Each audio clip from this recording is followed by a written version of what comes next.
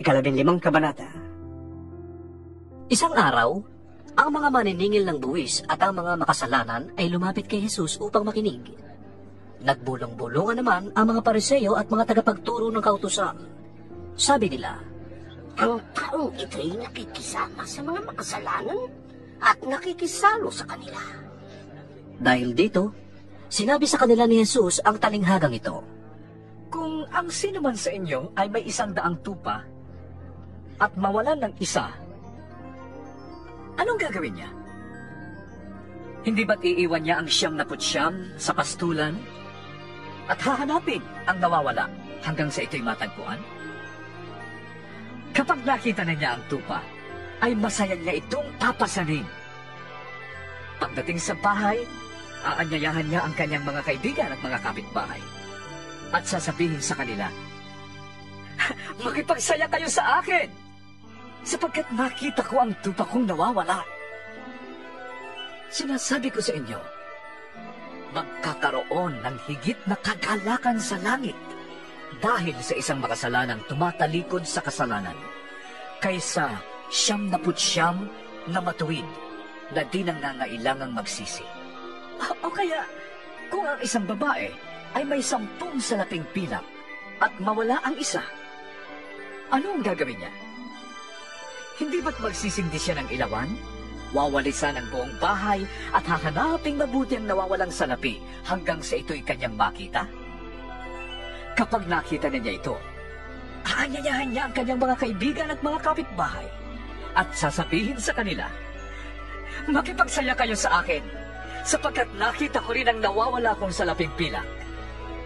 Sinasabi ko sa inyo, gayon din ang kagalakan ng mga anghel ng Diyos dahil sa isang makasalanang tumatalikod sa kasalanan. Sinabi pa ni Jesus, May isang tao na may 2 anak na lalaki. Sinabi sa kanya ng bunso, "Ama, ibigay na po ninyo sa akin ang mamanahin ko." At hinati nga ng ama ang kanyang ari-arian.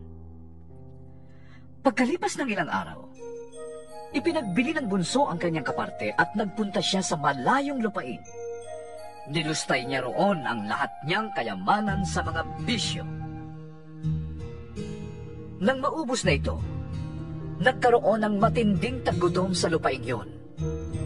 Kaya't siya'y nagsimulang maghirap. Namasukan siya sa isang taga roon at siya'y pinag-alaga nito ng mga baboy sa bukid. Sa tindi ng kanyang gutom at dahil sa wala namang magbigay sa kanya ng pagkain, ay ibig na niyang kainin kahit ang mga bungang kahoy na kinakain ng mga baboy. Napag-isip-isip niya noon ang kanyang ginawa at nasabi niya sa sarili, "Oh, labis-labis ang pagkain ng mga utusan ng aking ama. Samantalang ako'y namamatay dito sa gutom. Babalik ako sa aking ama at sasabihin ko sa kanya, 'Ama, nagkasala po ako sa Diyos at sa inyo. Hindi na po ako karapat-dapat na tawaging anak ninyo. Ibilang na lamang ninyo akong isa sa inyong mga utusan.'" At tumindig nga siya at umuwi sa kanila. At malayo pa'y natanawan na siya ng kanyang ama. At tala ng malaking pagkahabag ay patakbo siyang sinalubong, niyakap at hinalikan. Sinabi ng anak, "O ama, nagkasala po ako sa Diyos at sa inyo. Hindi na po ako karapat-dapat na tawaging anak ninyo." Ngunit tinawag ng ama ang kanyang mga alina. "Madali, kunin ninyo ang pinakamagarang damit at bihisan ninyo siya. Suotan ninyo siya ng singsing at bigyan ninyo siya ng sandalyas. Patayin ninyo ang pinatabang kuya at tayo'y magdiwang. Sapagkat ang anak kong ito ay namatay na, ngunit siya ay nabuhay. Nawala, ngunit muling natagpuan. At sila nga'y nagdiwang." Nasa bukid noon ang anak na panganay. Nang umuwi siya at malapit na sa bahay, narinig niya ang tugtugan at sayawan. Tinawag niya ang isang utusan at tinanong, "Bakit? Anong meron sa atin?" "Dumating po ang inyong kapatid," tugon ng utusan. "Ipinapatay ng inyong ama ang pinatabang guya sapagkat ang kapatid mo'y nakabalik ng buhay at walang sakit." Nagalit ang panganay at ayaw niyang pumasok sa bahay. Pinuntahan siya ng kanyang ama at pinakiusapan. Ngunit sumagot siya, "Pinaglingkuran ko po kayo sa loob ng maraming taon at kailan may hindi ko kayo sinuway. Ngunit ni minsay hindi ninyo ko binigyan ng kahit isang maliit na kambing para magkatuwaan kami ng aking mga kaibigan.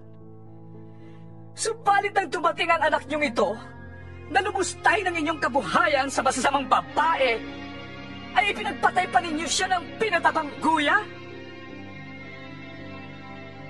Sumagot ang ama, "Anak,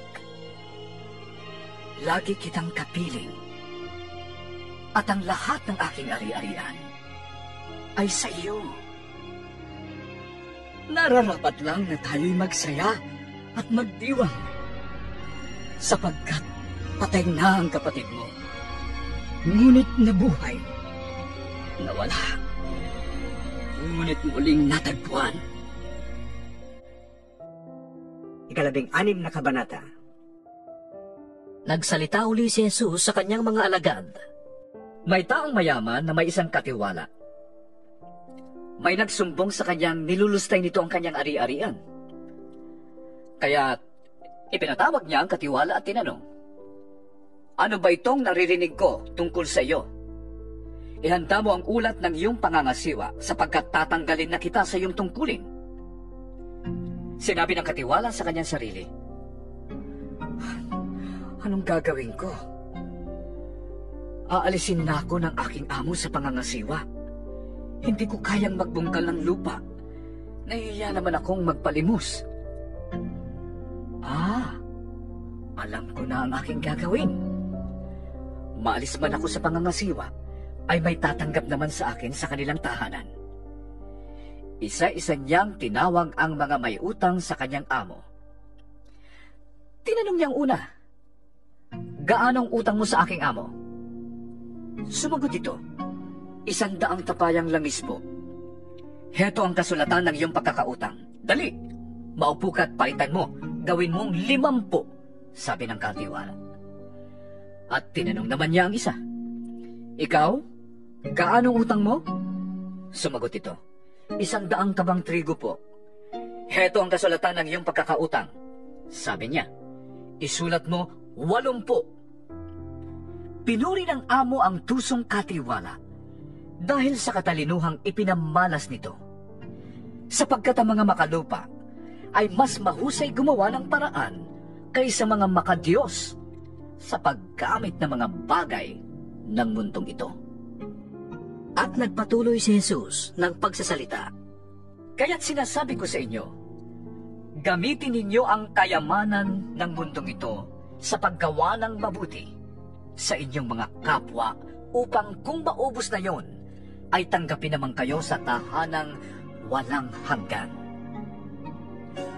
Ang mapagkakatiwalaan sa maliit na bagay ay mapagkakatiwalaan din sa malaking bagay.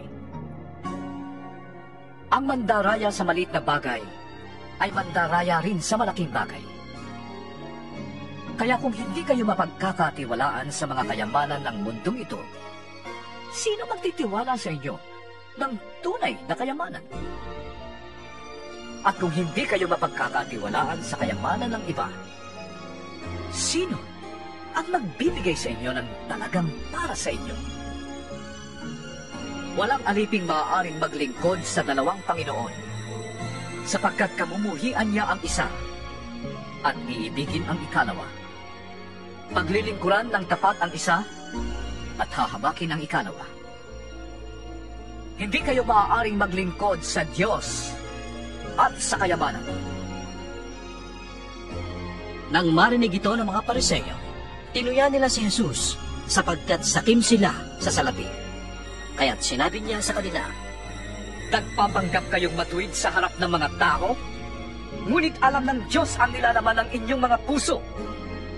Sapagkat ang itinuturing na mahalaga ng mga tao ay kasuklam-suklam sa paningin ng Diyos. Ang kautusan ni Moises at ang sinulat ng mga propeta ay may bisa hanggang sa pagdating ni Juan na tagapagbautismo. Buhat noon ay pinapangaral na ang magandang balita tungkol sa pagkahari ng Diyos, at ang lahat ay nagpipilit na makapasok dito. Mas madali pang maglaho ang langit at ang lupa kaysa mawalan ng bisa ang kaliit-liitang titik ng kautusan. Ang lalaking humiwalay sa kanyang asawa at mag-asawa sa iba ay nagkakasala ng pangangalunya, at ang mag-aasawa naman sa babaeng hiniwalayan ay nagkakasala rin ng pangangalunya. May isang mayamang laging nagdaramit ng mamahalin at saganang-sagana sa pagkain araw-araw. May isa namang pulubing nagngangalang Lazaro na tadtad ng sugat at nakahiga sa may tarangkahan ng mayaman, sa hangad na matapunan man lamang ng mga mumong nahuhulog mula sa hapag ng mayaman. At do'y nilalapitan siya ng mga aso at dinidilaan ang kanyang mga sugat. Namatay ang pulubi, at siya'y dinala ng mga anghel sa piling ni Abraham. Namatay rin ang mayaman at inilibing. Sa gitna ng kanyang pagdurusa sa Hades, natanaw ng mayaman si Lazaro sa piling ni Abraham. Kaya't sumigaw siya, Amang Abraham, mahapag po kayo sa akin. Utusan po ninyo si Lazaro na isawsaw sa tubig ang dulo ng kanyang daliri at basain ang aking dila, sapagkat ako'y naghihirap sa apoy na ito. Ngunit sumagot si Abraham, Anak, alalahanin mong nagpasasa ka sa buhay noong ikaw ay nasa lupa. At si Lazaro naman ay nagtiis ng kahirapan. Subalit ngayon, ay maligaya siya rito, samantalang ikaw na may nagdurusa riyan. Bukod dito, may malaking bangin sa pagitan natin, kaya't ang mga naririto ay hindi makakapunta dyan, at ang mga naririyan ay hindi makakapunta rito. At sinabi ng mayaman, Kung gayon po, Amang Abraham, ipinapakiusap ko pong papuntahin na lamang ninyo si Lazaro sa bahay ng aking ama, sa aking 5 kapatid na lalaki. Suguin po ninyo siya upang balaan sila nang hindi sila humantong sa takong ito ng pagdurusa. Ngunit sinabi sa kanya ni Abraham, Nasa kanila ang mga sinulat ni Moises at ng mga propeta. Yun ang kanilang sundin. Hindi po sapat ang mga yon, tugon ng mayaman. Ngunit kung magpapakita sa kanila ang isang patay na muling nabuhay, tatalikdan nila ang kanilang mga kasalanan. Sinabi sa kanya ni Abraham, Kung ayaw nilang sundin ang mga sinulat ni Moises at ng mga propeta, hindi rin nila paniniwalaan kahit ang isang patay na muling nabuhay. 17 kabanata. Sinabi ni Jesus sa kanyang mga alagad, Hindi mawawala ang mga sanhi ng pagkakasala, ngunit kakilakilabot ang sasapitin ng taong panggagalingan yon. Mabuti pa sa kanya ang bitinan ng isang gilingang bato sa leeg at itapon sa dagat, kaysa maging sanhi ng pagkakasala ng isa sa maliliit na ito. Kaya't mag-ingat kayo. Kung magkasala sa iyo ang kapatid mo, pagsabihan mo, at kung siya'y magsisi, patawarin mo. Kung 7 ulit siyang magkasala sa iyo sa maghapon, at 7 ulit ding lumapit sa iyo at sabihin niyang, nagsisisi ako, kailangang patawarin mo siya. Sinabi ng mga apostol sa Panginoon, Dagdagan po ninyo ang aming pananampalataya. Tumugon ang Panginoon, Kung ang inyong pananampalataya ay maging sinlaki man lamang ng buto ng mustasa, Masasabi ninyo sa punong ito ng sikomoro, mabunot ka at matanim sa dagat, at susundin kayo nito. Sino sa inyo magsasabi sa kanyang aliping kagagaling sa pag-aararo o pagpapastol ng mga tupa sa bukid, halika at kumain ka na? Hindi ba't ang sasabihin ninyo ay, ipaghanda mo ako ng hapunan, magbihis ka at silbihan mo ko habang ako'y kumakain. Pagkakain ko, saka ka kumain. Pinasasalamatan ba ng amo ang kanyang alipin dahil sinunod siya nito? Ganon din naman kayo. Kapag nagawa na ninyo ang lahat ng iniutos sa inyo, sabihin ninyo, kami mga aliping walang kabuluhan, tumutupad lamang kami sa aming tungkulin. Sa paglalakbay ni Jesus papuntang Jerusalem, nagdaan siya sa hangganan ng Samaria at Galilea. Nang papasok na siya sa isang nayon, sinalubong siya ng 10 ketongin. Tumigil ang mga ito sa may kalayuan at sumigaw, Jesus, Panginoon, mabag po kayo sa amin. Pagkakita sa kanila ay sinabi ni Jesus, Lumakad na kayo at magpatingin sa mga pare. habang sila'y naglalakad, gumaling sila. Nang mapuna ng isa na siya'y magaling na, nagbalik siyang sumisigaw ng pagpupuri sa Diyos. Nagpatira pa siya sa paanan ni Jesus at nagpasalamat. Ang tao ito'y Samaritano. Hindi ba 10 ang pinagaling? Tanaw ni Jesus, nasaan ang siya? Wala bang nagbalik upang magpuri sa Diyos kundi ang dayuhang ito? Sinabi ni Jesus sa kanya, Tumindig ka at humayo. Pinagaling ka ng iyong pananampalataya. minsan, si Jesus ay tinanong ng mga Pariseo kung kailan magsisimula ang paghahari ng Diyos. Sumagot siya, Walang makikitang palatandaan ng pagsisimula ng paghahari ng Diyos. At wala rin magsasabing nagsimula na ito dito o doon. Sapagkat ang totoo'y naghahari na ang Diyos sa kalagitnaan ninyo. at sinabi niya sa mga alagad, Darating ang panahon na hahangarin ninyong makita ang isa sa mga araw ng anak ng tao. Ngunit hindi niyo ito makikita. May magsasabi sa inyo, naroon siya o narito siya. Huwag kayong pumunta at huwag kayong maniniwala sa kanila. Sapagkat pagsapit ng takdang araw, ang anak ng tao ay darating na parang kidlat na nagpapaliwanag sa buong kalangitan sa isang iglap. Ngunit kailangan munang magdanas siya ng maraming hirap at itakwil ng mga tao sa panahong ito. Ang pagparito ng anak ng tao ay matutulad sa nangyari noong kapanahonan ni Noe. Noon, ang mga tao ay nagsisikain, nagsisiinom at nagsisipag-asawa hanggang sa araw na sumakay si Noe sa barko. Dumating ang baha at namatay silang lahat. Ganoon din ang nangyari noong panahon ni Lot. Ang mga tao ay nagsisikain at nagsisiinom, namimili at nagbibili, nagtatanim at nagtatayo ng bahay. Ngunit ng araw na umalis si Lot sa Sodoma, umulan ng apoy at asupre at natupok silang lahat. Ganon din ang mangyayari pagdating ng anak ng tao. Sa araw na yon, ang nasa bubungan ay huwag nang bumaba upang kunin ang kanyang mga ari-arian sa loob ng bahay. At ang nasa bukid ay huwag nang umuwi pa. Alalahanin ninyo ang nangyari sa asawa ni Lot. Ang sino mang magsikap na iligtas ang kanyang buhay ay mawawala nito. Ngunit ang sino mang mawala ng kanyang buhay ay siyang makakapagligtas nito. Sinasabi ko sa inyo, sa gabi niyo, may 2 taong nasa isang higaan. Kukunin ang isa at iiwan ang isa. May 2 babaeng nagtrabaho sa gilingan. Kukunin ang isa at iiwan ang isa. Saan po, Panginoon?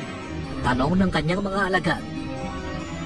Sumagot siya, Kung saan may bangkay, doon nagtitipon ang mga buitre.